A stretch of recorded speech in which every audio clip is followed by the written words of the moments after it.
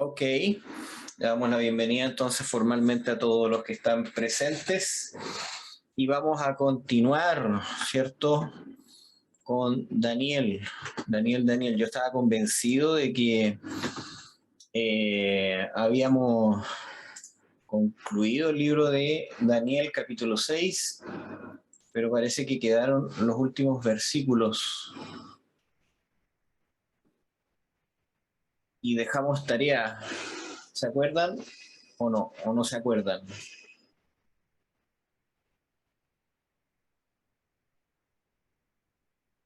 Yo no estoy enterada. Ya, terminamos el capítulo 5, seguía el 6. Y, ok, ahora que veo, parece que no subí, porque generalmente siempre subo los videos. Y no subí el 6, por eso ando perdido. No lo subí, lo tengo guardado, pero no lo subí. Estamos subiendo todos los capítulos eh, para, como se dice, para que puedan enchufarse. Por lo menos tenemos grabado desde el capítulo 2 en adelante, ¿ok? Así que, Disculpa. ¿sí? Hola, acá. ¿Dónde los Hola, puedo hola. ver?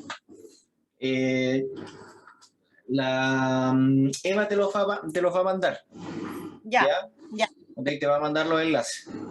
ya, gracias. Ok. Ok, entonces les debí, creo que no lo subí, o sí lo subí, a ver. Ando súper perdido, discúlpenme un poco.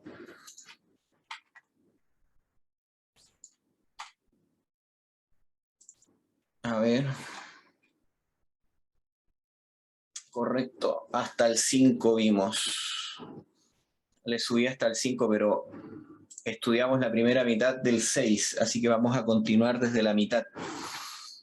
Me esperan un poquito, que justamente fue el momento en que formateé mi equipo, entonces se me perdieron algunas cosas de la ubicación. A ver.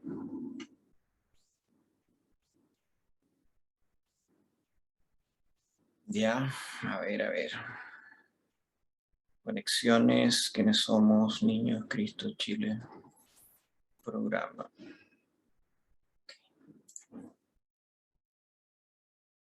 Voy a tener que buscar ese archivo. Lo tengo como medio embolatado. A ver. Bueno.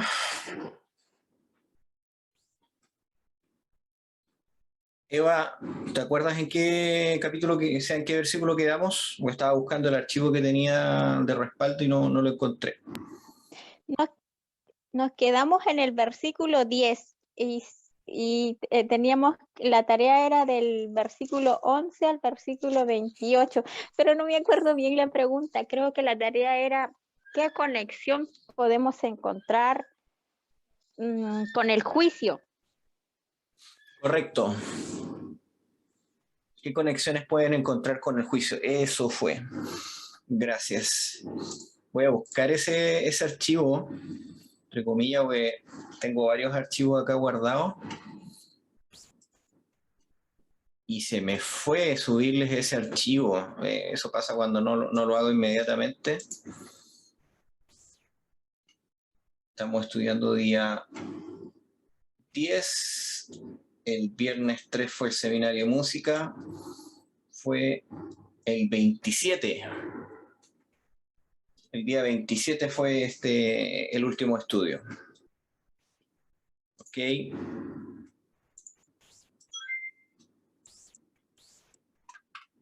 Voy a buscar el archivo mientras tanto. Seguimos estudiando. Ok. Recuerdan que estuvimos revisando Daniel capítulo 6. Venía un edicto, ¿cierto? Donde tientan a Artajerjes, o sea, perdón, a Belsasar, a Darío, lo tientan, y Darío cae en la tentación, digamos, de proclamarse una especie de Dios, que no se podía orar a nadie excepto a él, ¿ok? Que no se podía adorar. Y nosotros estuvimos revisando de que Daniel tenía una religión particular y especial.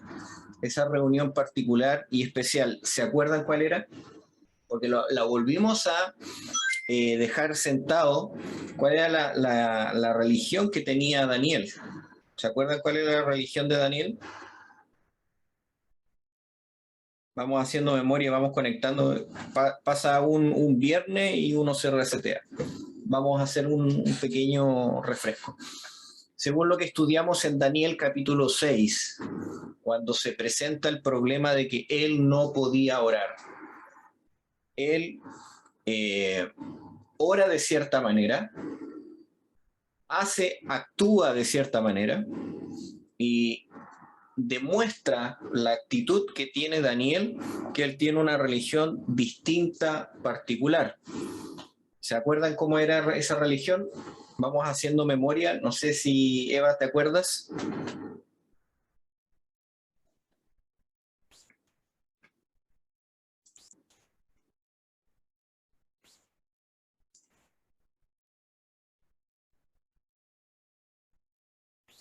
La religión del escrito está.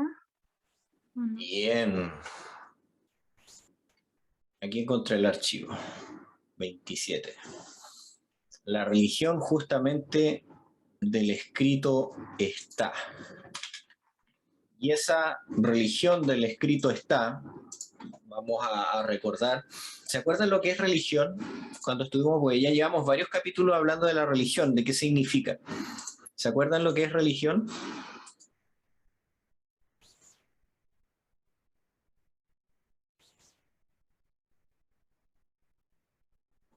¿Se acuerdan o no? Tiene que ver con el modo de adoración, si no me equivoco, que era, ¿no?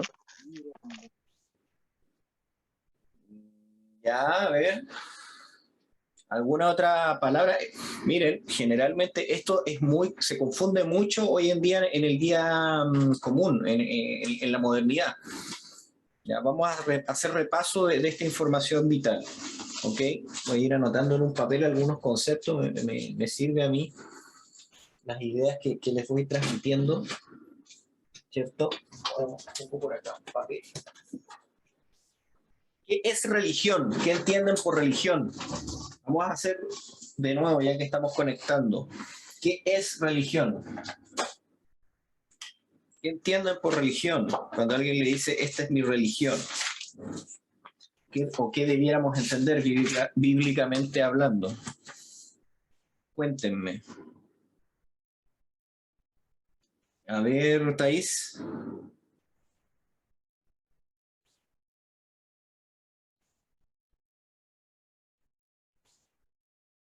Thais.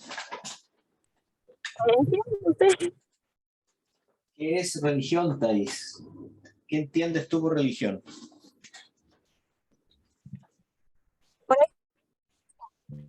¿Qué es una religión, me preguntaste?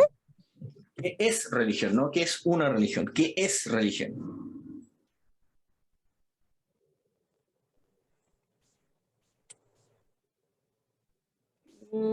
A ver.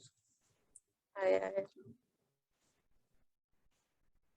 Porque si decimos que el escrito es la religión de Daniel, entonces tenemos que entender qué es lo que es religión para entender esta sentencia que estamos diciendo tan importante, ¿cierto? ¿Qué es religión? A ver. Religión No, son creencias, ¿no? Es una forma, no, algo de creencias. ya, creencias, ¿ya? Eva, ¿qué es religión? Vamos todos respondiendo y vamos a ir construyendo esta idea y después la vamos a complementar. ¿Qué es Un religión? estilo de vida. ¿Ya? Estilo de vida.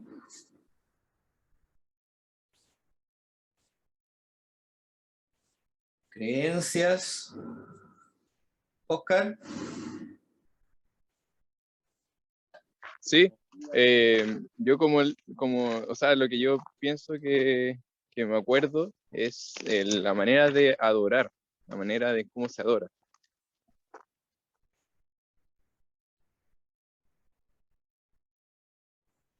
Javiera, ¿qué es religión?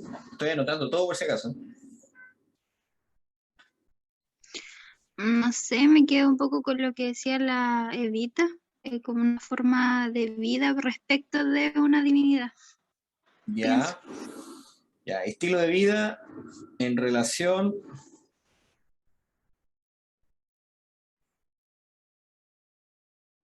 a una divinidad. Más completa tu respuesta. Caterín, ¿qué entiendes tú por religión? ¿Cómo entiendes esa palabra? La verdad es que nunca lo había pensado, pero mientras hablaban, me estuve pensando cuando la gente pregunta por la religión, entonces lo veo lo mismo como dirección, que es lo que rige mi vida.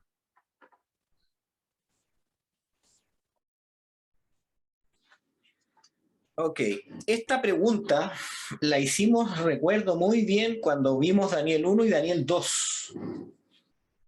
Pero son esas preguntas que hay que martillarlas hasta que entran. Es como un clavo, porque generalmente nosotros tenemos en el cerebro, ustedes deben que conocer que, bueno, está la conformación del cerebro, pero virtualmente hablando, es decir, dentro del cerebro, cómo funciona, cómo opera, hay unas cosas que se llaman engramas. ¿Qué es lo que es un engrama?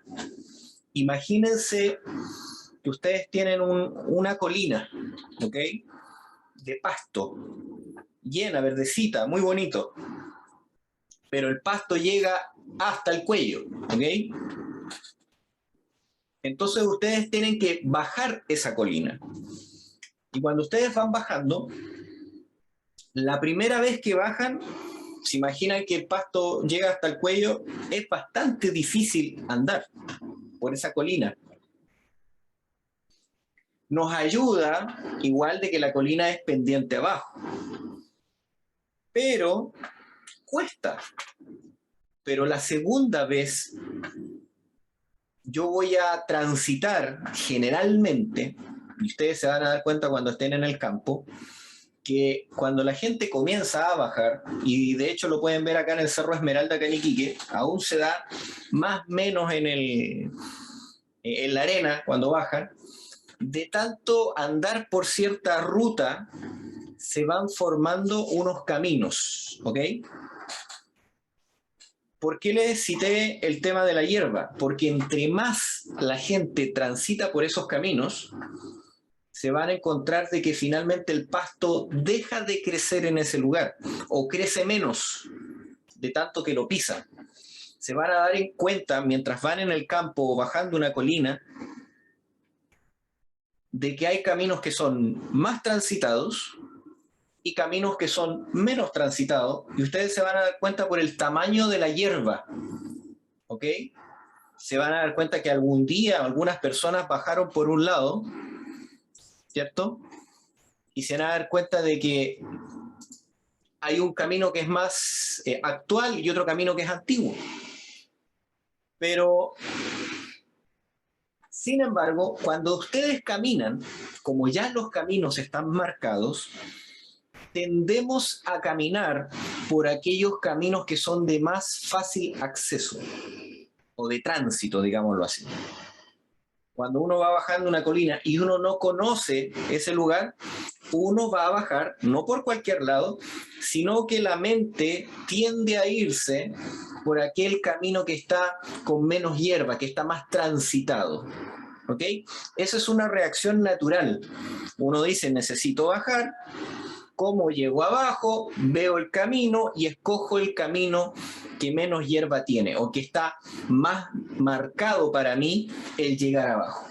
No necesariamente tiene que ser el camino más fácil, no necesariamente tiene que ser el correcto, pero la gente tiende a elegir el camino que está mejor delimitado. ¿Por qué les saco este ejemplo? La mente funciona de la misma manera. Eso es un engrama. las células nerviosas, ¿cierto?, hacen conexiones, y en la medida que más transita una idea o un pensamiento por cierta neurona, se forman conexiones. Y esas conexiones, entre más se transita, forman engramas. Es decir, que la mente tiende a ir por ese engrama que ya tenemos muy transitado.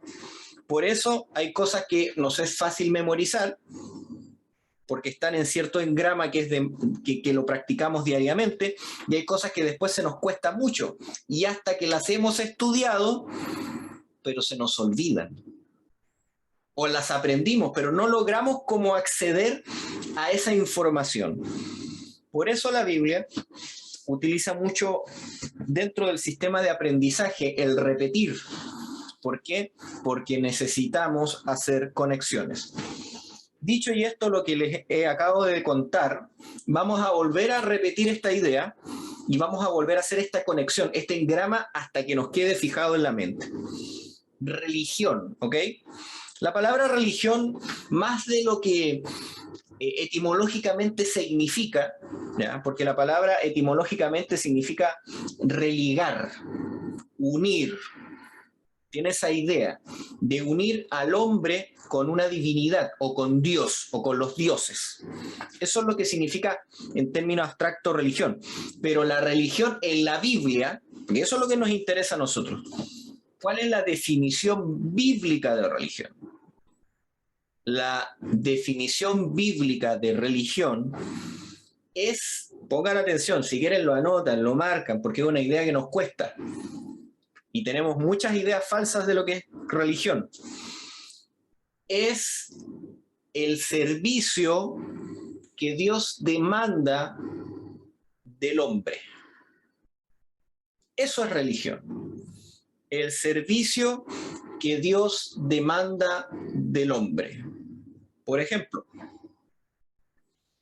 en la religión judía, Dios demandaba que cuando un hombre pecaba, debía presentar un cordero. Debía sacrificarlo para que su pecado fuera confesado sobre ese cordero, y después la sangre era llevada, ¿cierto?, al santuario, y eso significaba que mi pecado era transferido de mí, era depositado en el inocente cordero y era llevado dentro del santuario, y el cordero moría por mi culpa. Entonces, la religión judía exigía, ojo, ¿por qué? Porque Dios lo exige, que el hombre cuando peca debe depositar ese pecado sobre el sacrificio, ¿ok? En lo que Dios demandaba del judío, pedía, por ejemplo, que debía ofrecerse el diezmo. En lo que Dios demanda del judío, por ejemplo, estoy hablando de la religión judía, de ese tiempo. Entonces, era lo que Dios pedía como servicio. Pero también, dentro de la religión judía, Dios pedía, por ejemplo, la confesión del pecado, el arrepentimiento. Dios pedía, por ejemplo, el atender al huérfano, a la viuda, ¿ok? Eso es parte de la religión judía, pero por sobre todo, cuando le preguntan a Jesús, ¿cuál es el centro de la religión judía? ¿Ok? Jesús responde: amarás a Dios con todo tu corazón, con toda tu alma, ¿cierto?, con toda tu mente. Y amarás al prójimo como a ti mismo. En estos dos mandamientos se basa toda la ley. Todo lo que Dios demanda del hombre se basa en estas dos ideas, ¿ok? Estos dos principios. ¿Se dan cuenta? Eso es religión. Es lo que Dios pide del hombre. Y todo lo que hemos estudiado de Daniel, que cuando Daniel responde a lo que Dios pide de él, no es porque a él se le ocurre, no es porque a él se le viene en mente, no es porque tiene un deseo antojadizo, Y ahí viene la expresión, la religión del escrito está. ¿Cómo sabía Daniel lo que Dios pedía de él? Por medio de la escritura, del escrito está. Y hemos revisado por medio de Daniel 1, Daniel 2, Daniel 3, Daniel 4, Daniel 5, hasta Daniel 6, que la religión de Daniel se basaba para entender lo que Dios quería de él, para esa relación, ¿ok? Esa relación de Dios con el hombre, lo que Dios quiere del hombre, se basa en lo que estaba escrito. Es decir, Daniel oraba como Dios había dicho que tenía que orar. Daniel comía como Dios había dicho que Daniel debía comer, porque entendía Daniel que todo lo que él hacía era el servicio a Dios, era darle la gloria a Dios. Por eso ustedes respondieron como el árbol, las ramitas, ¿cierto? Tiene que ver con el estilo de vida, ¿cierto? Tiene que ver con mis creencias, como yo creo, tiene que ver con mi manera de adorar, porque darle el servicio a Dios es mi manera de adorar a Dios, ¿cierto? Pero eso es religión, es lo que Dios pide de mí. Entonces, cuando hablamos, por ejemplo, de la religión católica, ¿en qué se basa la religión católica, por ejemplo? En los sacramentos. A los católicos les enseñan que para que ellos puedan ser salvos, para que tengan una relación correcta con Dios, lo que Dios exige de ellos es que hagan los sacramentos. Y una persona que no hace los sacramentos no puede entrar en el cielo. Y esa es la base de la religión católica. Si no va a la Santa Misa, si no hace la primera comunión, si no hace la confirmación, ¿cierto? Esos son los pasos para servir a Dios. ¿Y Dios cómo responde? Pongan atención. Responde con la salvación si es que me dan lo que yo quiero. Por eso la religión católica es una religión que se basa más bien en justificación por las obras. Yo hago algo que Dios me pide para ser salvo.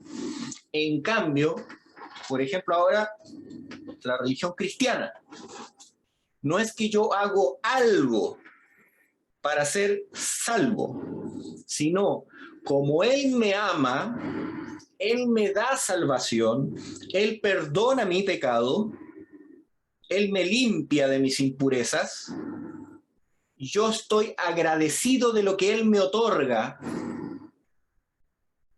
y yo le entrego mi corazón, le entrego mi servicio por lo que Él hizo primero por mí. La estructuración de la religión de Daniel no es que hace cosas porque para agradar a Dios, para ser salvo, sino que en la relación de Daniel, él ya es salvo. Eso es lo que hace toda la diferencia. Y lo que él quiere es hacer lo que le agrada a Dios en agradecimiento, como una muestra de amor. Es totalmente, la estructura es totalmente distinta. ¿Ok? ¿Por qué? Porque se basa en el sacrificio. Nuestros pecados ya fueron pagados por el sacrificio. Daniel, por medio del templo, cuando él oraba mirando al templo, él estaba depositando su fe en los servicios que se hacían en el templo. ¿Ok? Al mirar al templo, él dice, Dios paga por mi pecado. Lo que yo tengo que hacer es entregarme en agradecimiento a lo que Él hace por mí. Es muy, muy importante ese motivo de por qué, o sea, por qué obviamente Él obedecía a mirar al templo, orar mirando al templo, pero el símbolo, lo que había detrás de ello, ¿ok? No sé si ya tienen la idea clara. ¿Qué es lo que es religión? Es el servicio que Dios demanda del hombre. Pero el hombre se lo otorga a Dios en el cristianismo porque él está agradecido de lo que Dios hizo primero por él. ¿ok? Esa es la diferencia, digamos, con otras religiones. Pero en términos estructural, todas las religiones tratan de servir y darle lo que Dios pide, ¿ya? No sé si se entiende la idea. ¿Preguntas, consultas antes de avanzar en este punto? Eva, Javiera, Thais, Oscar. Todo claro. Sí, Ok. por aquí también. Todo bien. Qué claro. Anotado. Anótenlo porque generalmente Clarito. cuando nosotros nos preguntan, oye, ¿y tú cuál es tu religión? Y nos vamos como a los ritos, a las formas, ¿ok? Pero la religión nuestra, por ejemplo, la Biblia dice, ¿cuál es la verdadera religión? ¿Qué es lo que Dios pide del hombre? La verdadera religión es, dice el Nuevo Testamento, atender a la viuda, atender al huérfano, atender al necesitado. Pues se acuerdan que la verdadera religión es ama a tu prójimo como a ti mismo. ¿Se acuerdan? Es una extensión de ese mandamiento. Bueno, nosotros vamos a volver a repasar esta idea. Daniel, ¿cierto? Se le prohibió orar a cualquier otro dios. Vamos a recapitular. Dice, versículo 7, todos los gobernadores del reino, magistrados, sátrapas y príncipes han acordado por consejo que promulgues un edicto real y lo confirmes, que cualquiera que en el espacio de 30 días demande petición de cualquier dios u hombre fuera de ti, oh rey, sea echado al foso de los leones. ¿Ya? Al foso de los leones. De paso, hago la consulta. ¿Se me está escuchando bien? Pues no sé si se me escucha bien el audio. Sí. Ok. Ya. Entonces, seguimos leyendo. Ahora, rey, confirma el edicto, fírmalo para que no pueda ser revocado conforme a la ley de Media y de Persia, la cual no puede ser abrogada. Entonces engañaron, ¿cierto?, a Darío para que firmara una ley que prohibía la oración. Técnicamente hacía eso esa ley. ¿Ok? Firmó pues el rey Darío el edicto y prohibición. Cuando Daniel supo que el edicto había sido firmado, entró a su casa, abiertas las ventanas de su cámara que daban hacia Jerusalén, se arrodillaba 3 veces al día y oraba y daba gracias delante de su Dios como lo solía hacer antes. Nosotros la semana antepasada hablamos de que la religión de Daniel, en el servicio que él le daba a Dios, estaba indicado en la Biblia que debía orar mirando al templo. Cuando ellos fueran sacados de Israel, ¿cierto? Leímos explícitamente que Salomón había orado a Dios y le dijo, si tu pueblo es llevado a otros lugares, ¿cierto?, por ser porfiado, rebelde, ellos mirarán a este templo, entregarán su corazón, ¿cierto?, y tú les perdonarás. Y vimos que Daniel estaba cumpliendo las palabras que Salomón había dicho en Segunda de Crónicas. Estoy haciendo un repaso. Y después se agolpan, entran, se juntaron aquellos hombres y hallaron a Daniel orando y rogando en presencia de su Dios. ¿Cierto? En la religión personal, privada, nosotros nos dimos cuenta que hubo un acto interesante. El Estado, porque Darío era representante del Estado, se metió en la casa de Daniel para ver cuál era su forma de adorar a su Dios. Y el Estado había prohibido que él no debía orar en el transcurso de 30 días a su Dios. ¿Cierto? Y Daniel hizo algo, segunda idea para que ustedes la tengan en la mente. Esas son ideas fundamentales. Él hizo algo, un acto muy sencillo, que fue orar, pero eso tiene un nombre, y eso lo hablamos la otra vez. Cuando nosotros hacemos algo que está prohibido por el Estado, pero nosotros lo hacemos igual porque estamos, digámoslo en cierta manera, en rebelión a esa ley. ¿Cómo se llama ese acto cuando alguien civilmente hablando se rebela en contra de una ley del Estado? Estos conceptos es bueno que los manejemos. ¿Se acuerdan o no la idea que les comenté la otra vez? Se me cayó la Thaís, espero que se conecte de nuevo. Oscar, ¿te acuerdas o no? No, hermano, la verdad que eso sí que no me acuerdo. Eva, Se me olvidó. ya miren. Se llama desobediencia civil, ¿ok? La desobediencia civil no significa ir a tirar bombas molotov, no, esa es infracción de la ley, ¿ya? La desobediencia civil tiene que ver con algo pasivo. Desobedezco una ley porque esa ley va en contra de mi moral, ¿ok? Por ejemplo, la desobediencia civil la practicó Gandhi, Mahatma Gandhi. Por ejemplo, ellos tenían prohibido comprar sal, ¿ya? A alguien hindú. Entonces él dejó de comprar sal, porque él tenía que comprársela a la compañía británica, y él caminaba a la playa y le enseñó, digamos, a su gente que en vez de comprarla, caminar a la playa y sacar a su propia sal, digámoslo así. Eso es una desobediencia civil. No es ir a infringir la ley, porque él no está comprando, no está yendo, sino que, digámoslo así, hace un acto que civilmente hablando no es bien mirada por el Estado. Daniel hace lo mismo, pero al contrario, había sido prohibida. Y entonces se aplica el concepto bíblico de que es preciso obedecer a Dios antes que a los hombres. Eso también lo revisamos la otra vez, ¿ok? De aquí para adelante vamos a expandir el estudio que habíamos hecho la otra vez. Entonces,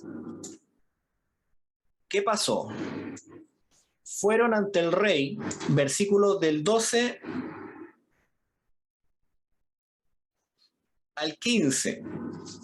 Le vamos a pedir a la Javiera que lo pueda leer, del 12 al 15. Y vamos a estudiarlo como siempre lo hacemos entre todos, a ver qué sacamos del texto. Ya, espero que se escuche bien porque mi internet está ahí nomás. ¿No? ¿Se Dice, escucha bien? ya, 6 del 12 al 15, dice, fueron luego ante el rey y le hablaron del edicto real. ¿No has confirmado, edicto, que cualquiera que en el espacio de 30 días pida a cualquier dios u hombre fuera de ti, oh rey, sea echado en el foso de los leones? Respondió el rey diciendo, verdad es, conforme a la ley de Media y de Persia, la cual no puede ser abrogada. Entonces respondieron y dijeron delante del rey, Daniel, que es de los hijos de los cautivos de Judá, no te respeta a ti, oh rey, ni acata el edicto que confirmaste, sino que 3 veces al día hace su petición. Cuando el rey oyó el asunto, le pesó en gran manera, y resolvió librar a Daniel, y hasta la puesta de sol trabajó para librarle. Pero aquellos hombres rodearon al rey y le dijeron, sepas, oh rey, que es ley de Media y de Persia, que ningún edicto u ordenanza que el rey confirme puede ser abrogado. Ya.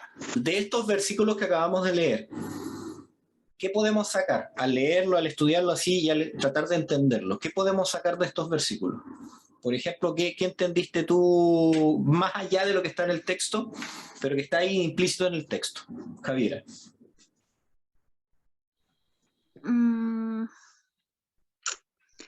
Ay, no sé, o sea, no puede captar algo muy, muy profundo, la verdad. Me llama la atención como esta actitud del rey, como que se le haya olvidado, por decirlo así, este deseo de ser como como casi Dios, y que haya estado todo el día intentando como salvar a Daniel, pero más allá que eso, no sé, me ocurre otra cosa, otra idea. Ya, eso es una idea importante, no es menor y está súper marcado. Oscar.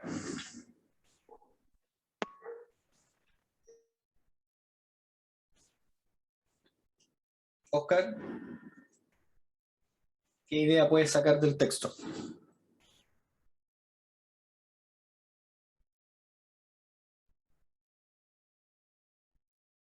No, no se te escucha, Oscar.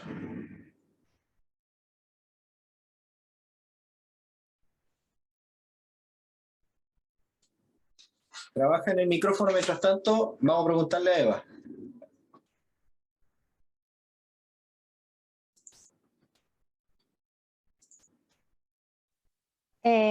Algo que puedo darme cuenta igual, como menciona Javierita, es que me doy cuenta que el rey admitió y reconoció la existencia de Dios, pero él no se dio cuenta que él quedó atado por su propia ley que había dado, porque él en su preocupación trata de ayudar a Daniel.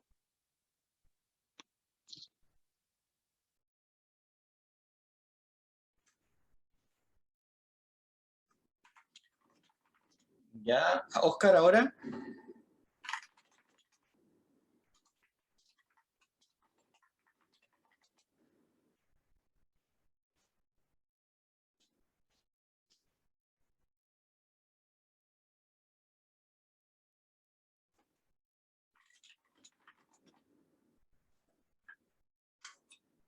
A ver, vamos a leer qué dice. No.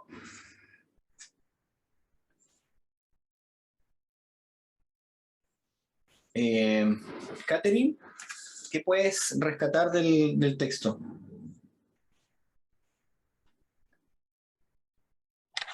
Y ahora sí, es que escucha, el tema de lo mismo del rey también, porque él antes había reconocido como la primera parte de Daniel, que Dios era el único, y lo otro también que quizás nos pasa a nosotros que no pensamos las cosas y después recién como que vio las consecuencias de sus actos. Bien.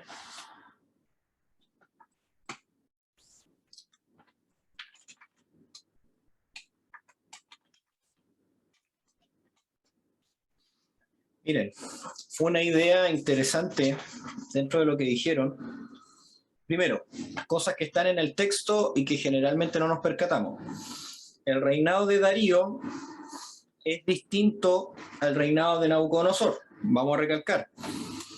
Nabucodonosor podía hacer leyes, deshacer leyes, modificar leyes y hacer todo lo que quería. De hecho, era un poder total, ¿ok?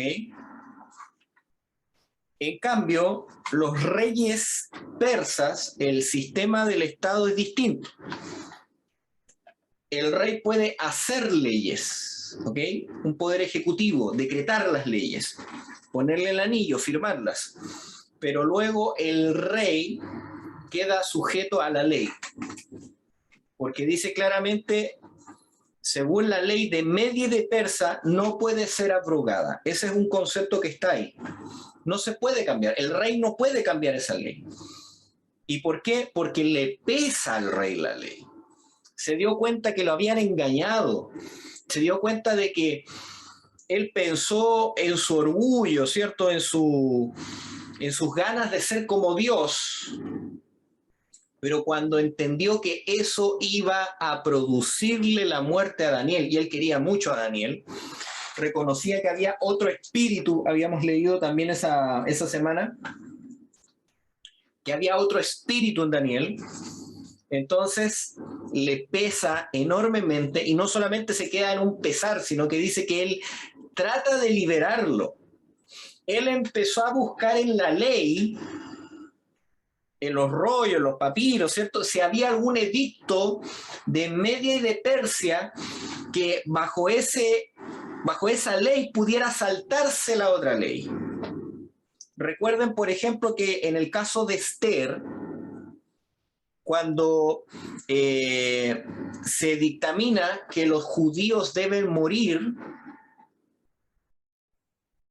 el rey no abroga esa ley, no dice, ¿sabes qué? Ahora ya no pueden matar a los judíos, sino que él declara una segunda ley diciendo que se pueden defender y que no era ilegal la defensa.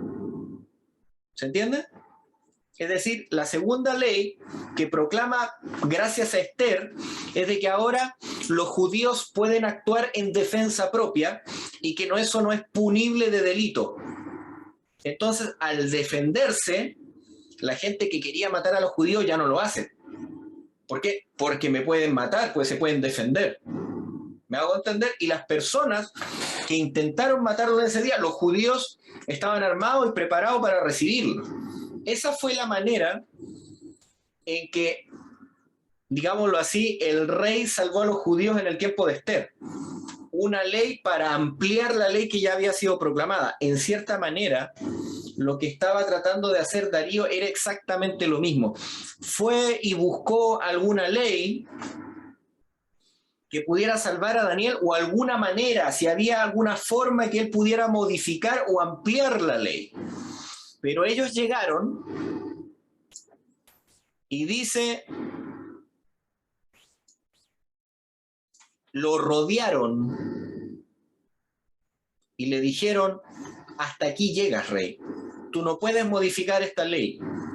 Probablemente la ley que ellos redactaron estaba bastante completa. No permitía una ampliación o una forma de cambiarla. Eso es importante que entendamos este trasfondo que está dentro del texto, ¿ya?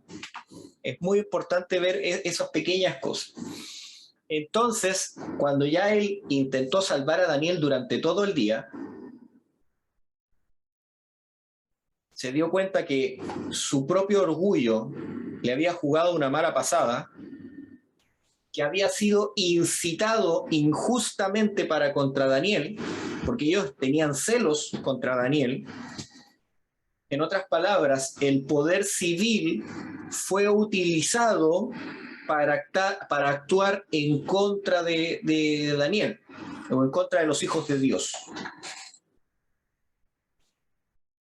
Entonces el rey, versículo 16, el rey mandó y trajeron a Daniel. Se dio cuenta que no podía hacer nada, no tenía cómo salvarlo. Legalmente no lo iban a dejar proclamar una nueva ley o alguna modificación. Lo echó en el foso de los leones y el rey dijo a Daniel, el Dios tuyo, a quien tú continuamente sirves, Él te libre. ¿Ok? La ley era explícita. Aquel que ore dentro del plazo de 30 días sea echado en el foso de los leones. Eso es lo que dice literalmente la ley que leemos acá. Entonces se tuvo que cumplir literalmente, echarlo al foso de los leones. La ley no decía matarlo, decía echarlo al foso de los leones. ¿Ok? Es bueno poner esos detalles para poder comprender un poco más allá y vamos a entender la pregunta que yo les dije. ¿Qué paralelo hay entre esto y el juicio investigador? Entonces el rey mandó, ¿cierto? Y fue traída una piedra y puesta sobre la puerta del foso, la cual selló el rey con su anillo y con el anillo de sus príncipes, para que el acuerdo acerca de Daniel no pudiera ser alterado. O sea, se cumplió, sellaron, lo pusieron. ¿Ok? Miren los detalles. Cerró y selló. Dos acciones. Guárdenla en el tintero porque cuando estudiemos profecía va a ser muy importante. Cerró el foso y selló el foso. ¿Ok? Para que el acuerdo en cuanto a Daniel no pudiera ser alterado. Esas cosas que anótenla ahí, lo vamos a ver probablemente en algún capítulo más adelante. Para que el acuerdo en cuanto a Daniel no pudiera ser alterado por nadie. Luego el rey se fue a su palacio y se acostó en ayuno. Ni instrumento de música fueron traídos delante de él y se le fue el sueño. ¿Cuál fue la actitud del rey? Estaba en ascuas, estaba angustiado, estaba esperando, quería liberar a Daniel pero no podía, tenía que cumplirse el edicto. Luego de que se cumplió el edicto, ser echado al foso de los leones, probablemente había alguna cláusula un poco más profunda. El rey pues se levantó muy de mañana, y fue apresuradamente al foso de los leones. Y acercándose al foso, llamó a voces a Daniel con voz triste y le dijo: Daniel, siervo del Dios viviente, el Dios tuyo y a quien tú continuamente sirves, ¿te ha podido librar de los leones? Entonces Daniel respondió al rey: Oh rey, vive para siempre. Mi Dios envió a su ángel, el cual cerró la boca de los leones para que no me hiciesen daño, porque ante él fui hallado inocente y aún delante de ti. O sea, él fue declarado inocente en la corte celestial, porque esos son los conceptos legales que están acá. Dice, fui declarado inocente. O sea, él tuvo que pasar por un juicio, y no solamente por un juicio terrenal, sino que tuvo que pasar por un juicio celestial. Para que Dios librara a Daniel, tuvo que ser declarado legalmente inocente. ¿Ya? Era inocente ante el Estado, ante la ley, digamos, ante Darío, aunque la ley lo condenaba, y era inocente ante la ley del cielo. ¿Ya? Dice, entonces se alegró el rey en gran manera a causa de él, mandó a sacar a Daniel del foso, y fue Daniel sacado del foso, ninguna lesión se halló en él, porque había confiado en su Dios. Y dio orden el rey, y fueron traídos aquellos hombres que habían acusado a Daniel, y fueron echados en el foso de los leones, sus hijos y sus mujeres, y aún no había llegado al fondo del foso cuando los leones se apoderaron de ellos y quebraron todos sus huesos. Entonces el rey Darío escribió a todos los pueblos, naciones, lenguas que habita en toda la tierra. Interesante, ¿eh? Miren, aquí hay un término que hace conexión con Daniel capítulo 4. Exactamente la misma expresión que utiliza Nabucodonosor luego que aprende la lección del orgullo. Ahora Darío parece que va en el mismo camino. Entonces el rey Darío escribió a todos los pueblos, naciones y lenguas que habitan en toda la tierra: la paz les sea multiplicada. De parte mía es puesta esta ordenanza, que en todo el dominio de mi reino todos teman y tiemblen ante la presencia del Dios de Daniel, porque Él es el Dios viviente y permanece por todos los siglos, y su reino no será jamás destruido, y su dominio perdurará hasta el fin. La misma lección que tuvo que aprender Nabucodonosor. La diferencia que en la transformación de Nabucodonosor, nosotros sabemos que en el cuarto afecta su corazón, le entrega su corazón a Dios. Él salva y libra, y hace señales y maravillas en el cielo y la tierra. Él ha librado a Daniel del poder de los leones. Y este Daniel prosperó durante el reinado de Darío y durante el reinado de Ciro el persa. ¿Qué paralelo, qué observación, qué podemos hacer o sacar con el juicio final y el juicio investigador? Óscar.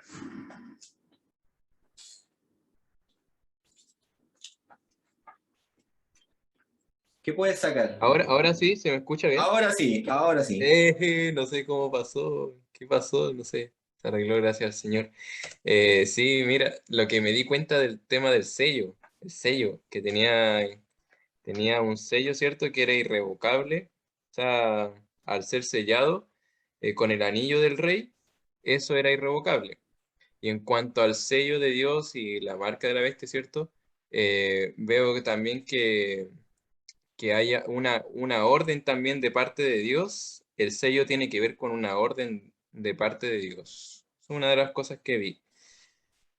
¿Qué más? Había visto algo más que me pareció súper, súper interesante, pero ahora no me acuerdo. Si no, ahí interrumpo y voy a comentar. Pero eso no. Javiera.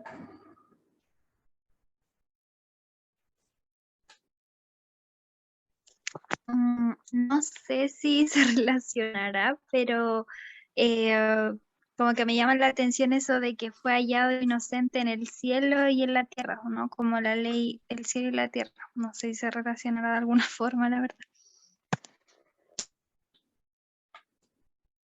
Eva.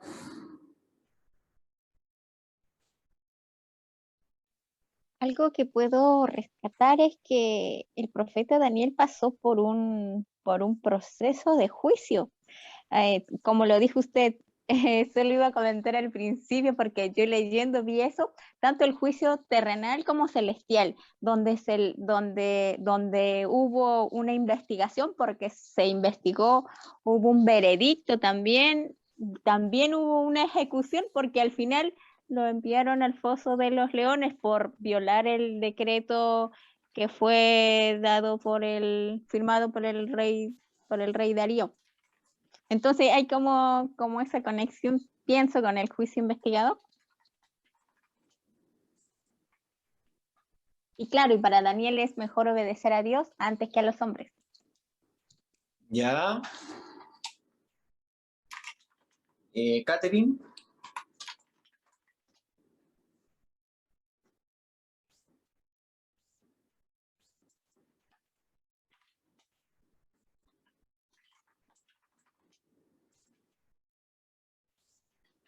Catherine, ¿estás por ahí?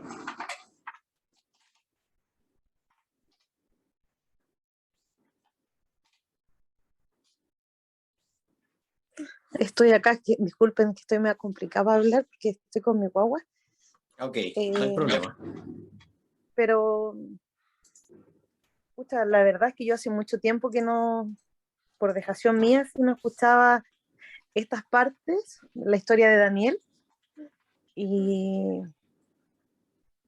es como volver a recordarla, entonces me llamó la atención más, bueno, eso de los sellos que me gustaría aprender.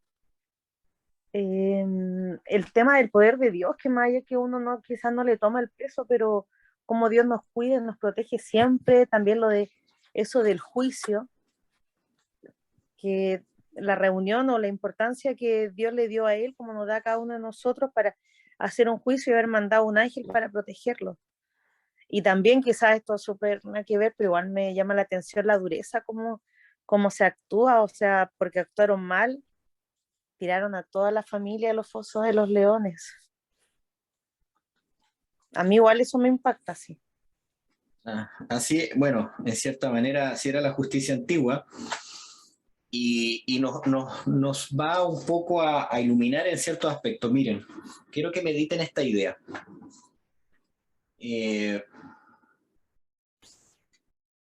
Pongan atención. Primero, se le ordena, o sea, hay bastantes paralelos. En algunos momentos, el rey hace el papel como de Jesús, pero en otros momentos también podemos sacar paralelos con los magistrados acá en la tierra, digámoslo así, con los reyes de la tierra. Lo que tenemos que entender es que en el capítulo 6 de Daniel comienza un juicio investigador en la tierra, ¿ok? No es que comienza en el cielo, comienza en la tierra. Y eso detona que al enjuiciar en la tierra y no encontrar nada malo, aquellos que tenían celos de Daniel se metieran en su religión. ¿Ok? Es muy interesante. ¿Qué trae? Y aquí podemos sacar ¿qué va a traer el fin? ¿Qué va a traer el juicio a este mundo? No es que Dios quiere juzgar al mundo para condenarle. Juan capítulo 3 dice que Él quiere salvar al mundo. Pero ¿por qué se va a condenar al mundo? Dice Juan.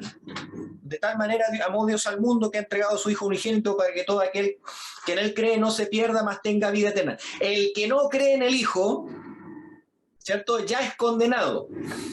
Y explica que no quiere venir, ¿cierto?, a la luz para que no sean manifiestas que sus obras son de la oscuridad, dice la Sagrada Escritura. Entonces, en el tiempo del fin, pongan atención a esta idea, el mundo va a sentir celos del mensaje de los hijos de Dios. el fuerte pregón que se llama, el mensaje de justificación por la fe, el mensaje que va a volver santos al pueblo de Dios, los va a volver inocentes. Y en ese proceso va a levantar los celos, la ira papal, ¿cierto? Y va a engañar a todo el mundo para que se levante en contra del pueblo de Dios. Los van a examinar, los van a llevar a los magistrados, dice el espíritu de profecía, y los jueces van a mirar de que ellos son inocentes. Bajo el concepto legal son inocentes, pero la ley dominical los condena. Pese a que no han hecho nada malo, los magistrados se van a dar cuenta de esto tal como el rey. Y entonces se va a cerrar y se va a sellar en la tierra. Van a ser declarados culpables ante la ley del Estado. ¿Ok? Tal como lo fue Daniel. Y en el cielo, Dios sella a sus hijos. Hay una palabra muy interesante que aparece en Daniel capítulo 6 que dice, para que el edicto no se pueda modificar. Les voy a leer Apocalipsis 22:10. Pongan atención. Y me dijo, no sellen las palabras de la profecía de este libro porque el tiempo está cerca. El que es injusto sea injusto todavía. El que es inmundo sea inmundo todavía. El que es justo practique la justicia todavía. Y el que es santo santifíquese todavía. El sello de Dios hace que el carácter, después de que entra el sello, no pueda ser modificado.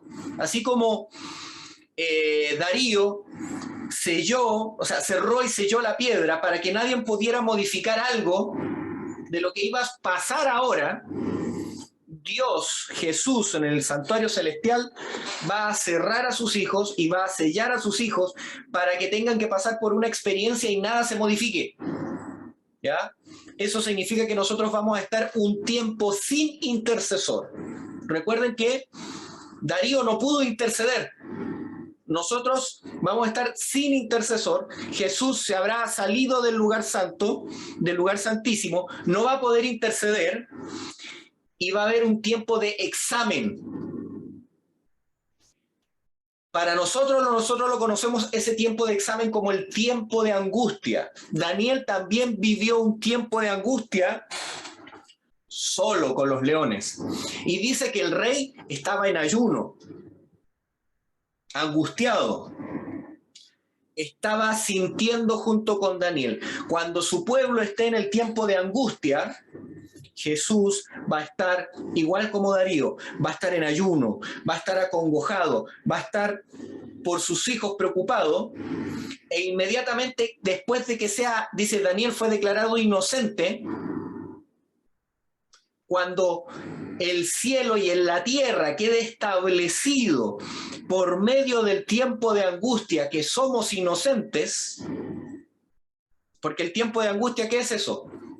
De que van a haber todas las condiciones para que sus hijos pequen, pero ellos habrán confiado en Dios y no pecarán, aunque todo diga niega a Dios, no tienes por qué guardar el sábado, no hagas esto, y los hijos de Dios se mantengan fieles durante ese tiempo de angustia, entonces vamos a ser declarados inocentes, no a la ley de la tierra, sino a la ley del cielo. Y entonces Jesús vendrá y librará a su pueblo, tal cual como se manifiesta en Daniel capítulo 6. Lo que ustedes tienen en Daniel capítulo 6 es el conflicto legal de la ley dominical. Aquí en este es otra ley, no es la ley del sábado. Lo que entra en conflicto es la ley de la parte de ama a Dios sobre todas las cosas, ¿cierto? El primer mandamiento. En el tiempo del fin no vamos a tener problema con el primer mandamiento, vamos a tener problema con el cuarto mandamiento. Pero el problema es exactamente igual. Y en Daniel, él pasó por un juicio investigador tan ciertamente como el pueblo de Dios va a tener que pasar por ese juicio investigador, por el tiempo de angustia, ¿cierto? Va a ser sellado para que esto no pueda ser modificado, va a ser declarado inocente y Dios vendrá a libertarnos. ¿Lograron verlo que estaba aquí en Daniel? Es una antesala, es mostrarnos de manera práctica. Así opera Dios en la Biblia. Te muestra de manera práctica lo que después va a expandir en Daniel capítulo 7. Va a hablar del juicio, va a hablar de las bestias, pero en Daniel, todo lo que es del 1 hasta el 6 nos ha mostrado de manera práctica, lúdica, ilustrativa, el conflicto final. Está la imagen, nosotros vamos a tener la imagen de la bestia, está el sello de Dios, la marca de la bestia, está en el capítulo 5, ¿cierto?, que pesa el carácter, en el 4 que unos se salvan por entregar su corazón a Dios, en el 5 unos se pierden porque negaron la luz que tenían. Acabamos de desarrollar desde el capítulo 1 de Daniel hasta el capítulo 6 el conflicto cósmico, pero en la vida de Daniel.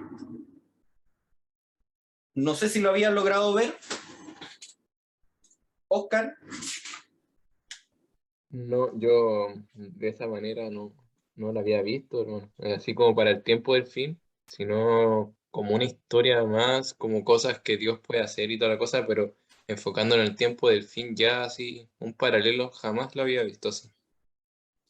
Y tal como decía Catherine, terrible, porque en el tiempo final, aquí vimos que los que hablaron en contra de Daniel, ¿cierto?, para condenarlo, después fueron tirados a los leones. En el tiempo final, aquellos que habrán perseguido a sus hijos, ¿cierto?, serán eliminados por el resplandor de su venida, y en el tiempo final serán echados al lago de fuego. ¿Se dan cuenta? Se muestra una justicia, pero es muy interesante que primero tienen que ser declarados inocentes y ellos tienen que llenar la copa de la ira también. Llenaron la copa de la ira del rey, ya no querían nada con ellos, se dieron cuenta que eran malos y pagaron por su maldad. Javiera, opiniones. Que para adentro, que nunca lo había visto así, está muy brígido. Eso, no tengo más palabras. Estoy sorprendida. Ok, Eva.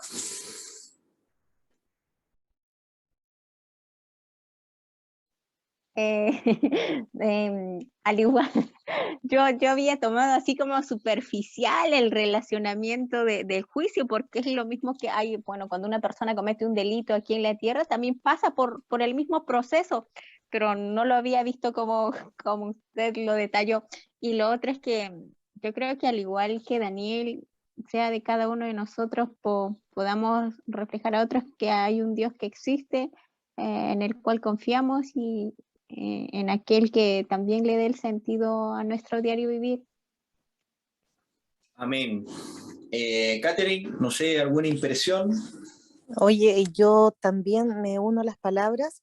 Estoy como suena raro, pero como en shock, como pensando todo lo que dijiste, como analizando tus palabras, porque las escuché y pensando, porque igual es lo que también escuché, no sé el nombre de la persona que lo dijo, pero que muchas veces uno los tomaba como una historia, no sé, un cuento, pero lo importante es el mensaje. Y ¿sabes que también me quedo dando vuelta? Cuando Jesús estaba en la cruz y dijo, perdónalos, no sabes lo que hace, también como a lo que tú nos estabas explicando, de que todo al final después tiene como la culpa de los actos, no sé, qué explicaste, los que persiguieron a Daniel, los que también van a perseguir a los cristianos en los últimos tiempos, y Jesús también quizás sabía eso, por eso dentro de su amor también fue capaz de decir que los perdonara, porque al fin, como todos tenemos, nuestros actos tienen consecuencias. En realidad, Amén. si te soy sincera, es como mucha información que estoy como ordenando en mi cabeza, una cosa así. Ok, tranquila, ahí te vamos a mandar todos los videos, pero es maravilloso, me gusta cómo aquí vamos a ir terminando con esta idea, porque ya no estamos pasando, ya estamos 4 minutos pasados. la mente hebrea, o cómo Dios trabaja realmente. Generalmente nosotros somos más griegos para pensar, pero la mente hebrea primero la mente de Dios piensa en hebreo. ¿Qué significa esto? Te muestra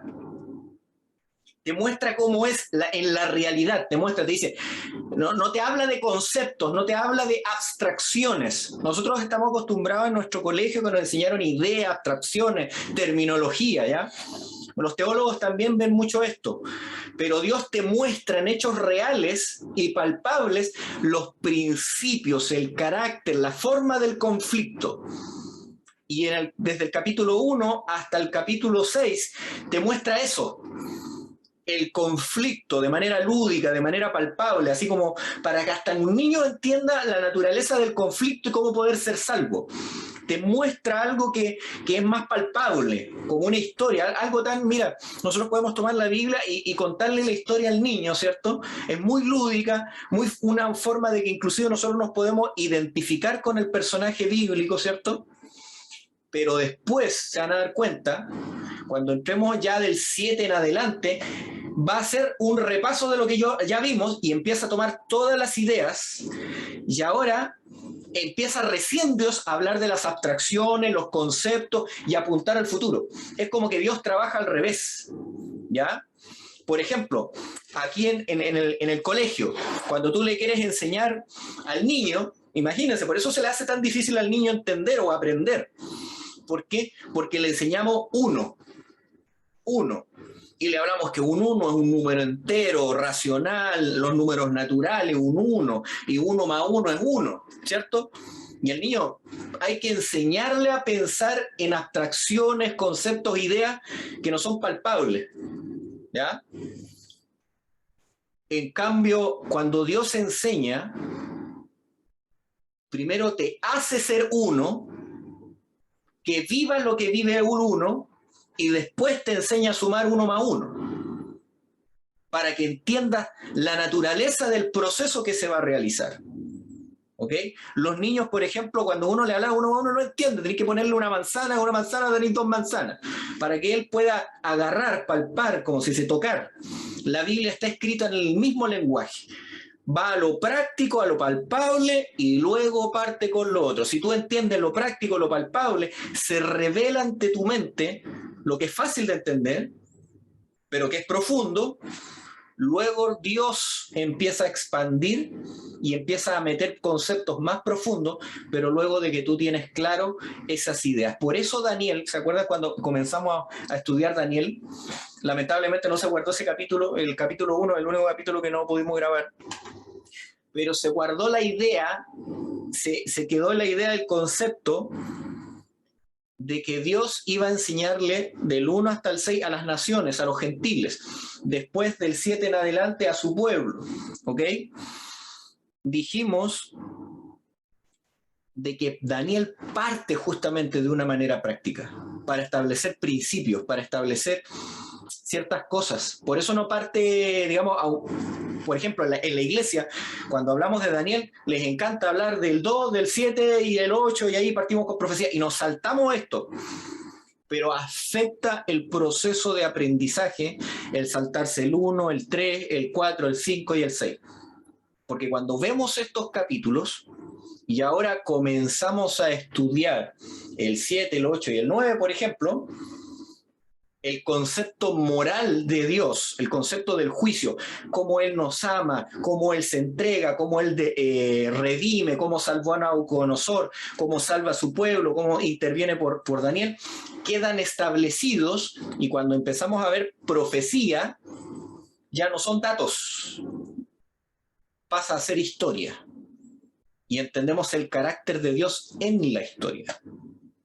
Empieza a tener peso, corazón, ya no es, como se dice, fechas, sino que ahora se van a dar cuenta que cuando estudiamos la profecía, al hacer ahora estos paralelos, vamos a ver experiencia.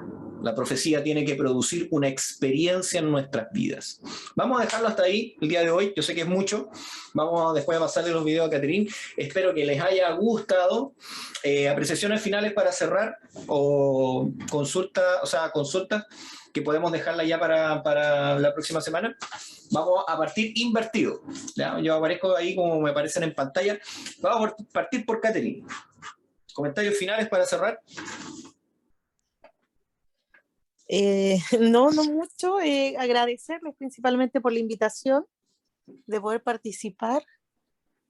A Eva, que me invitó el viernes pasado, hola, y se acordó de invitarme, y a ti también por prepararte y compartir tus conocimientos, y a todos desearles un feliz sábado.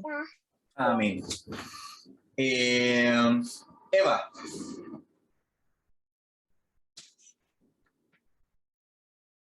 Evita. ¿Comentarios finales para cerrar? ¿Nos estamos pasando ya? Hoy día fue más largo. O Javi, ahí está. Sí, por hoy ninguno, encantada con el estudio, así es que me gustaría seguir aprendiendo porque el capítulo 7 se ve como un poquito más complicado. No va a ser tan complicado, ojo. Ya teniendo esta idea se da cuenta que va a ser súper sencillo. Javiera. No, quiero agradecer nomás de estar aquí. Estoy contenta. Feliz sábado para todos. Amén. Oscar.